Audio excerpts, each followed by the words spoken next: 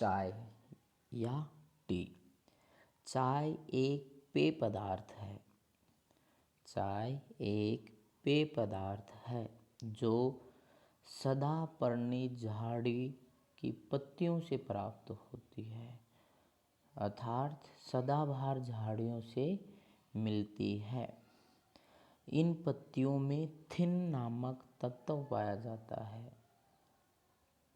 Thin नामक तत्व पाया जाता है जो हल्का नशा और स्फूर्ति प्रदान करता है। थिन तत्व से हल्का नशा और स्फूर्ति, तंदुरुस्ती मिलती है। चाय का पौधा चीन का मूल निवासी माना जाता है। चाय का पौधा चीन का मूल निवासी माना जाता है और इसका प्रयोग सर्वप्रथम चीन में आरंभ हुआ, अर्थात चाय का सबसे पहले प्रयोग चीन में किया गया। पहले यह चीन और पूर्वोत्तर भारत, नॉर्थ ईस्ट इंडिया की पहाड़ियों में, अर्थात दक्षिण और दक्षिण पूर्व एशिया की पहाड़ियों में जंगली झाड़ियों के रूप में उगती थी।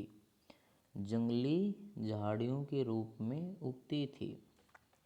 चाय का व्यापारिक महत्व 17वीं शताब्दी से आरंभ होता है, अर्थात चाय का व्यापारिक महत्व 17वीं शताब्दी से आरंभ होता है।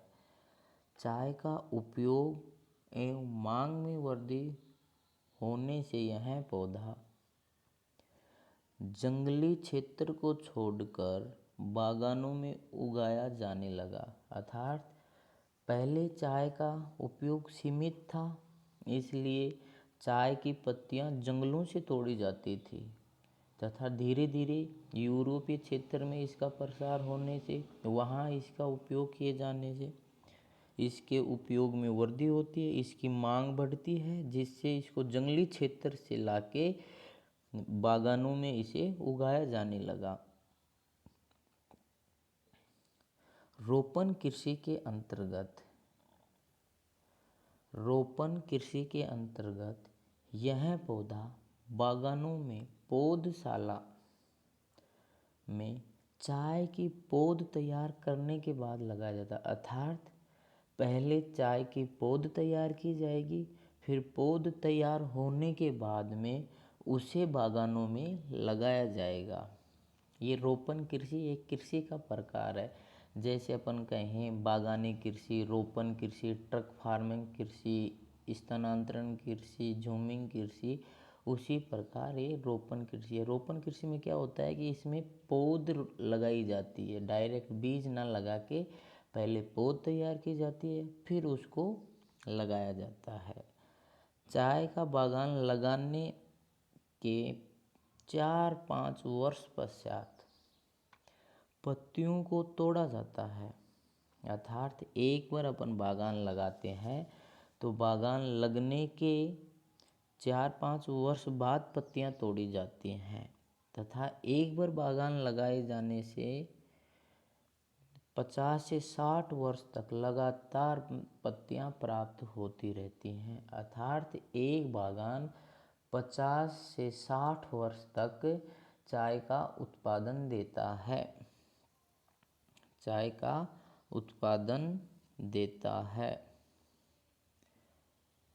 फिर इसके बाद में अपन देखते हैं चाय को आवश्यक भौगोलिक दशाएं कैसी होनी चाहिए। उसमें अपन देखते हैं, एक होता है जलवायु। चाय उष्ण और उपोष्ण कटिबंधीय पौधा है। चाय उष्ण और उपोष्ण कटिबंधीय पौधा है, अर्थात चाय को उच्च तापमान, हाई टेम्परेचर और उच्च वर्षा की आवश्यकता होती है।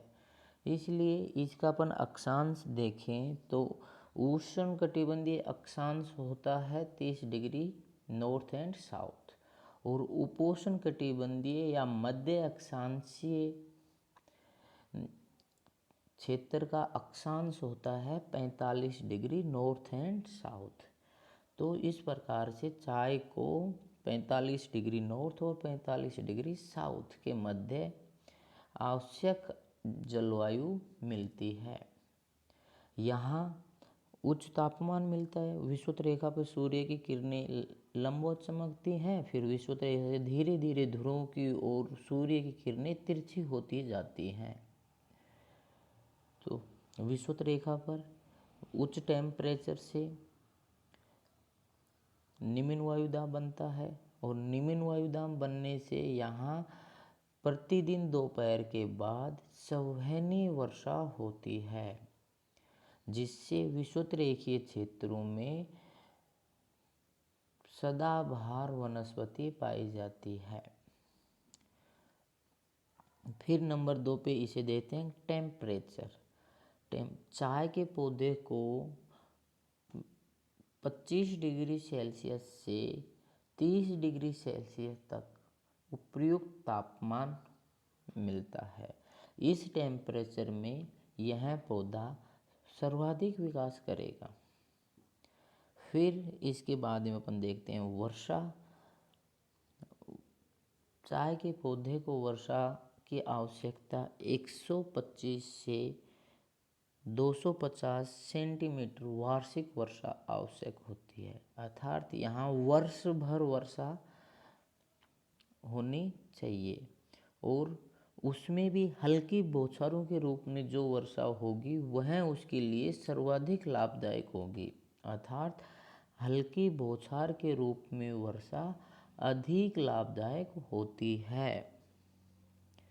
फिर इसके बाद में अपन देखते हैं मिट्टी। चाय के लिए उपजाऊ मिट्टी या गहरी दोमट मिट्टी आवश्यक है।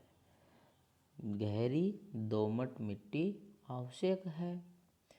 फिर मिट्टी के बाद में अपन देखते हैं भूमि या धरातल। भूमि या धरातल। चाय की झाड़ी की जड़ों में जल की अधिकता से जड़ें गल जाती हैं और सूख जाती हैं, इसलिए यहाँ पर्वतीय ढालू भूमि उपयुक्त है। अर्थात कहने का मतलब ये है कि वर्षा का जल या सिंचाई का जल चाय की झाड़ी वाले पौधे में इकट्ठा नहीं होना चाहिए, अर्थात पानी रुकना नहीं चाहिए, इसलिए ढालू भूमि इसके लिए उपयुक्त होती है। पानी अगर उसकी जड़ों में रुकेगा तो जड़ें धीरे धीरे गल जाएंगी, सूख जाएंगी। इस प्रकार चाय को ढालू भूमि वाले क्षेत्र पर ही उगाया जाता है। फिर इसके बाद में अपन देखते हैं इसके लिए श्रमिक।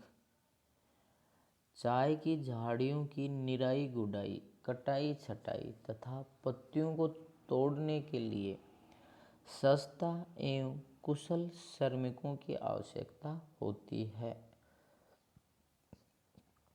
क्योंकि इसमें सभी काम श्रमिकों के द्वारा किए जाते हैं। अर्थात इस बागानों में श्रमिक की आवश्यकता भी ज़्यादा होती है, क्योंकि सभी काम श्रमिकों द्वारा होते हैं। मशीनों का प्रयोग इसमें बिल्कुल नहीं होता है और श्रमिक भी कुशल श्रमिक चाहिए, जिससे उस पत्तियां तोड़ना थोड़ा सहज रहे। अकुशल श्रमिक को पहले उसको प्रॉपर ट्रेनिंग दी जाएगी, उसके बाद में उसको बागानों में लगाया जाता है, क्योंकि इसमें सारा काम मशीनों से होता है।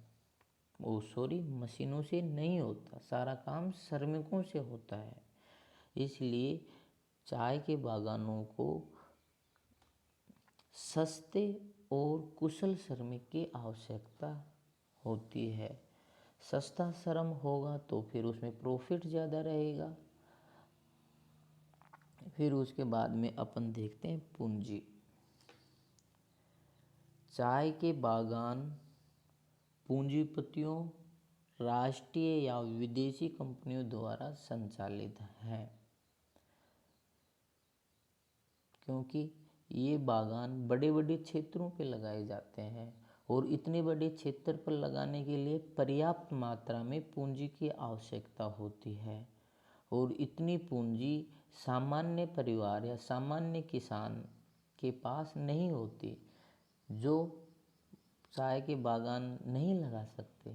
इसलिए चाय के बागान या तो बड़े पूंजीपति लगा पाते हैं या फिर राष्ट्रीय अंतर्राष्ट्रीय कंपनियां लगाती हैं, और ज़्यादातर या अधिकतर बागान कंपनियों द्वारा ही संचालित किए जा रहे हैं।